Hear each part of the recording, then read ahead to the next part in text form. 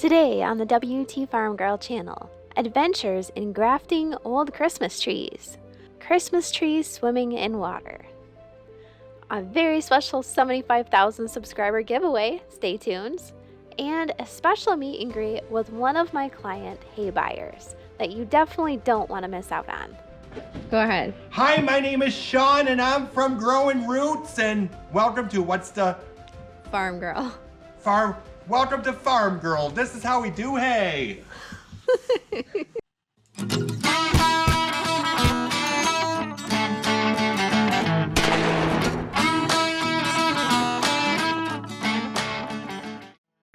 Hey guys, and welcome back yet again. It has been a crazy winter with lots of up and downs in the temperatures, as we're going to see today. And everybody always asks, what do you do in the wintertime on your farm? And here's just a little smattering of what typically happens in the wintertime. But first, as you know, I'm approaching 75,000 subscribers, and I cannot believe it that I've actually reached it that far. 5 years ago when I started, I was hoping for maybe 10,000. But my things have changed. Thank you so much, you guys. And we are doing a big giveaway to celebrate 75,000.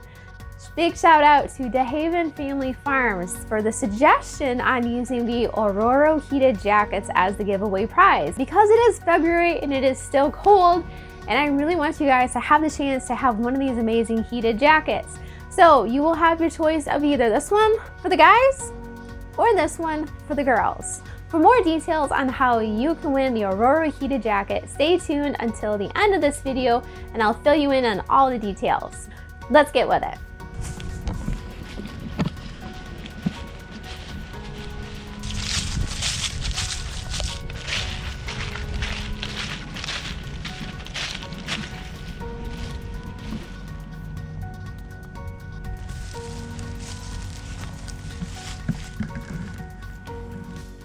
Back here behind the house, there's an area that doesn't grow anything. It grows white pines and it grows Scotch pines, and that's about it. So we had decided last year to do an experiment where we planted all these little tiny canaan fir trees, just to see if they would grow.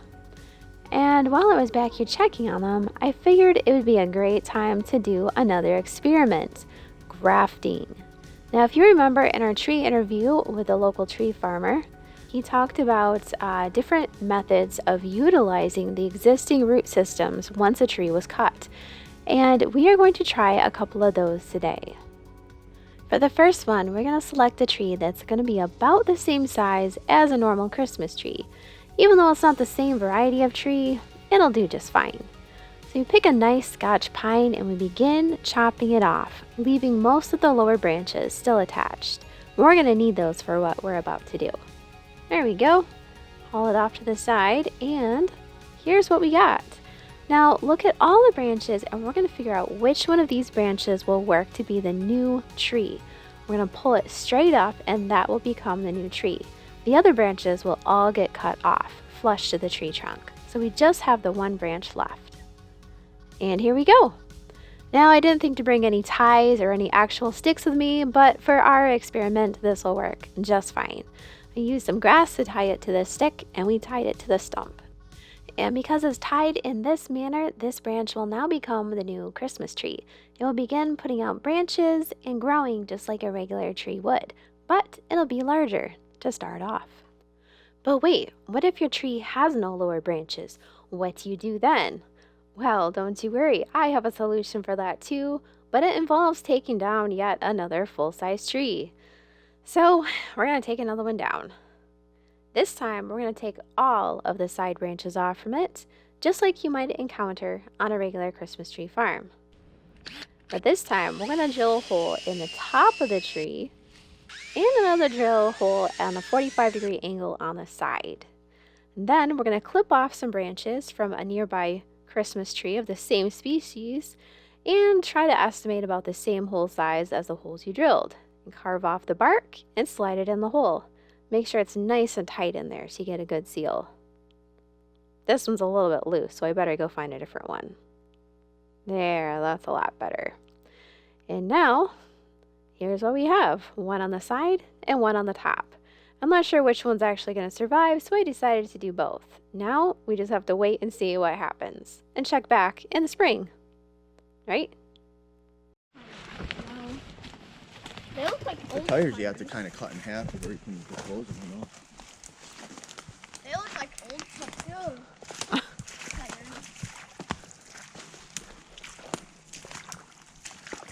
Parkour. I'm doing parkour, Mom. I wonder where that test hole is, dog. Yeah, why don't you just walk out there and see if you can find it? I'm sure it's filled back in. You'll be okay. Imagine he's like. Oh no. I think it's gone. Probably over there somewhere. No, What is he looking for? this hole. It's pretty deep. Give me a stick. It's not deep. It's like 4 inches deep. Quit being a wuss. Go out there and see it. Just walk up there. Yeah, I know. That's why you gotta be careful. I just found it. Hey, I don't want you walking in the water. You got your snow pants on.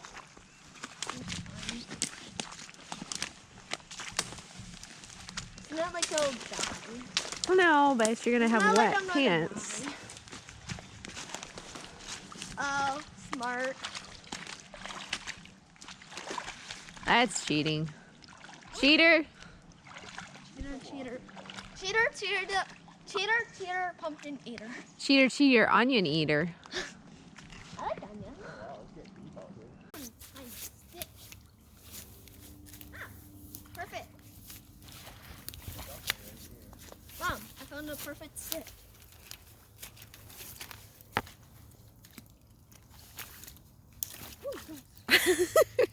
Not a sturdy stick.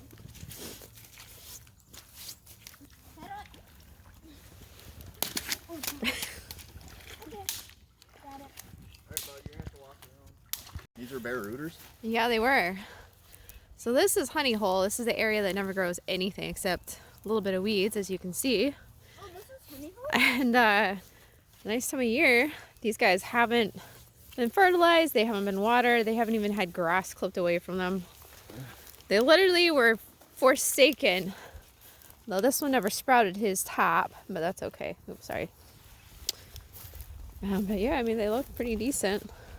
Oh, this guy's This is pretty crappy ground back here. This guy's sprouting now. Yeah, yep. You'll come. Let's go see if we can find the others. Right here in this area? Yeah, this whole... Oh, yeah. Yeah, I know, this whole area. You could definitely get a lot of trees in here. But you need to mow it. Yeah, we're Well, yeah. over in here. All right, so this area we have lots of wild baby pines and pileated woodpeckers growing out here. So we've got Scotch pine and white pine.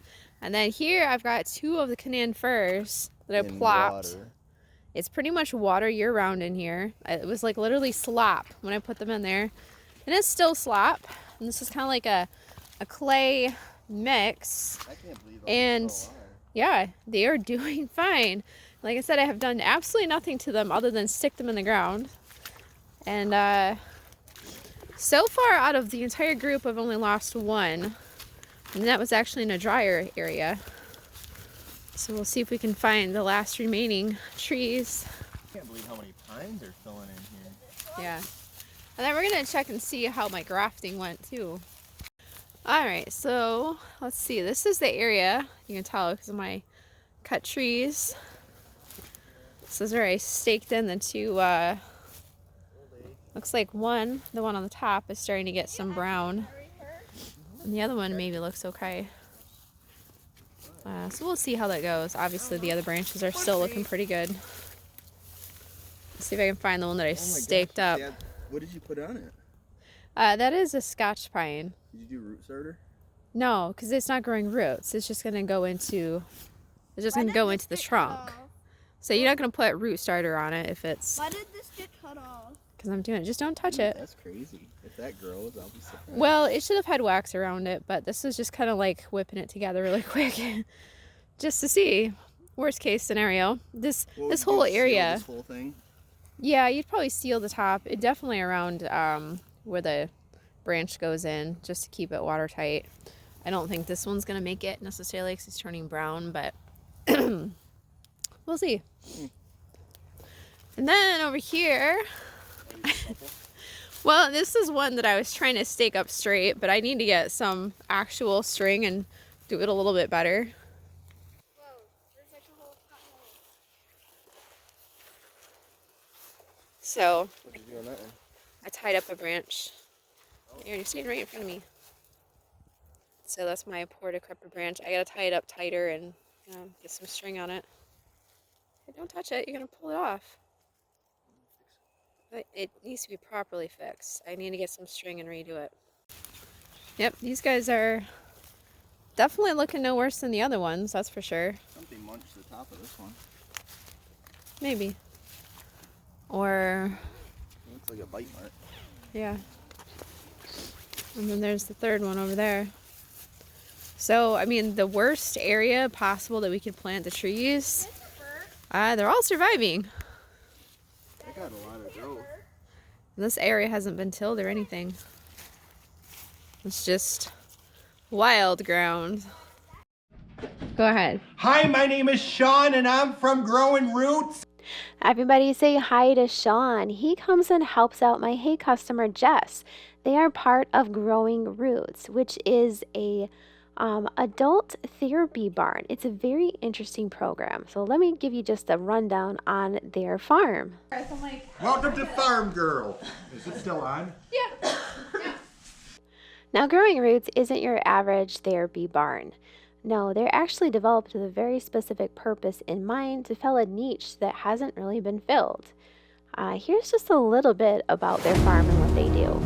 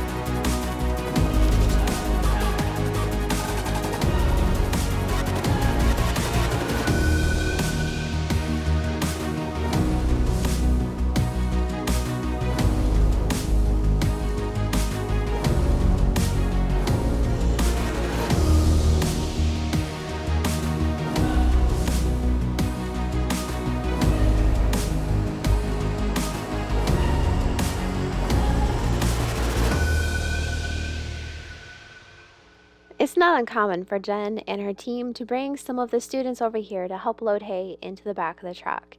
Even just picking up a hay bale can be a very difficult task for some of them. And Sean is always happy to come over and happy to help. And he watches a lot of YouTube, and he's thought about starting his own YouTube channel too. So let him know what you think. But they have all sorts of different farm animals on their farm. They do vegetables. They teach their students how to take care of the farm and help run it and have a meaningful part in their community. But they are a new, smaller organization, and they are definitely always in need of donations. Here's a list of things if anybody's interested in helping them out. These are some of the things that they will be needing for their upcoming spring programs, because as you know, it's getting to be planting season, and they've already started some seedlings inside their barn. So these are just a few of the things that you, if you're local, you could donate and drop off. Or if you'd rather just send it through Amazon, well, they have you covered there too. They even have an Amazon link. All you have to do is get on their website, click the link, and it takes you to a list of all the wish list items that they need, that they really would like to have for planting season this spring, which is coming up so soon. So if you're interested in helping out with any of these items, all you have to do is log on to Amazon, click the buy now, and it'll be delivered right to their business, and they'll be so appreciative. And of course, if you'd like to donate money the old-fashioned way, they have a Give Now button. Here's their fundraising tally of their goals and their accomplishments so far for the year. I can tell you that they are in desperate need of a new pickup truck. That thing is falling apart every time they come over. So if anybody has a pickup truck that they're willing to donate, I know they would be really excited to get it. Otherwise, anything you guys can donate would be very appreciated by them. And this goes right to helping the kids in the program too. Everyone be sure to tell Sean thank you and what a good job he's doing today. And everybody give Jess a round of applause for the program that she put together and has been doing an amazing job of developing. It's so cool to see all these kids coming over and, just experiencing something different that they wouldn't normally get.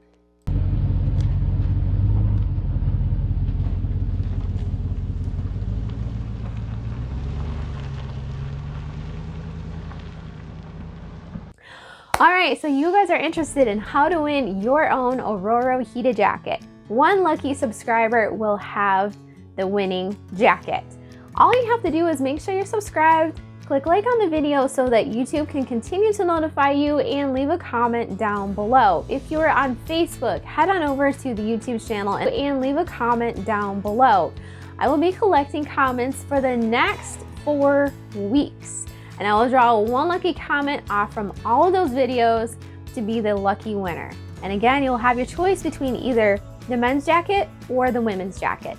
The winning person will be drawn the first week of March. So stay tuned for whatever videos released the first week of March, because that is going to be the winning video. And you definitely want to stay tuned. Tell all your friends, have your friends subscribe, because the 100,000 giveaway is going to be pretty sweet. Pass on these videos to your friends, spread the word, and get everybody to subscribe, because we're going to be buckling down hard for the 100,000 subscriber giveaway. Again, thank you guys so much. I really appreciate it. Hey, next week is the National Farm Machinery Show. If you cannot go, don't worry. I got you covered. I'm going to be there Wednesday, February 15th. And I'm going to be covering the show as much as I possibly can in one day. But we're only taking one day this year, because the other days we're going to try and do some exploring as a family. So stay tuned for that video drop February 15th in the evening.